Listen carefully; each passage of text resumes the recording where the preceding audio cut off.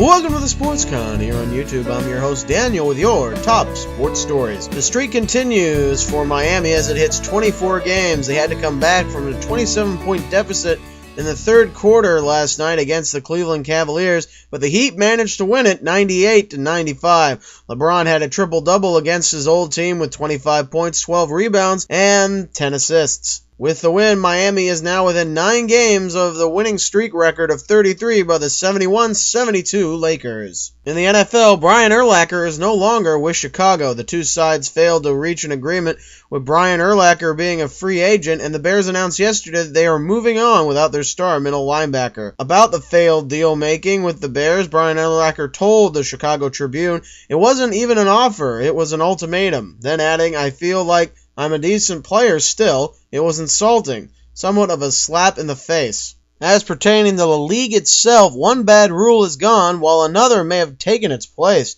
The tuck rule has been voted out of the league by 29 of its 32 teams, with one dissent coming from the Pittsburgh Steelers and 2 abstentions coming from the New England Patriots and the Washington Redskins. The rule most infamously got attention during a 2001 divisional playoff game between the Patriots and the Raiders that cost Oakland a chance to go to the Super Bowl. That was the year the Pats and Tom Brady got their first Lombardi trophy. As for the new rule, the crown of the helmet hits rule has been approved by the competition committee by a vote of 31-1, with the one dissent coming from the Cincinnati Bengals. The rule calls for a 15-yard penalty if a player who is more than 3 yards downfield or outside the tackle box delivers a blow at the crown of his helmet. If the offensive and defensive player each lowers his head and uses the crown of the helmet to make contact, each will be penalized. The rule is expected to affect running backs the most. Hurrah! The tuck rule is gone, but now an even worse rule takes its place. How the hell is a running back in the modern era of football supposed to not break this rule? Running backs lead with their heads all the time, not necessarily to deliver a big hit, which sometimes they do.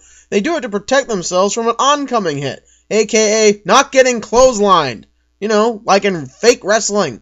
Now the league wants to penalize that? It's just plain stupid. The wording might only apply to just a few plays per week or game, but the interpretation of it will have refs throwing more flags than ever. You know what might be the real reason behind this? Said the conspiracy theorist rhetorically. It might be a move designed to spark even more quarterback play in our already pass-happy league. Despite the fact they are already killing the ratings, the league thinks it can do better.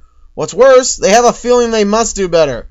So the way to do it is to produce what sells, and that's driving attention towards the quarterback. The league feels a need to now shape the game in favor of quarterback play and nothing else. The national spotlight and celebrities of football have been dominated by quarterbacks, and the NFL has made moves in order to ensure max exposure for that position, with it mostly coming in the form of quarterback-friendly moves and rule changes. What better way to bring even more attention to the glamour of quarterbacking than kill the only other way to move the ball, the ground game? You start flagging errantly with this new crown of the helmet rule and discourage the team from running the ball in the first place, or you force the runners to run differently, exposing them to harsher hits and worse injuries, taking them off the field, leaving the quarterback to fill the void he so richly deserves. I'm not arguing that quarterbacks don't deserve a lot of the attention they're getting, because they do. Throwers nowadays are more in shape, and they are starting to run more impressively as well. I'm just concerned that the league is killing the importance of every other position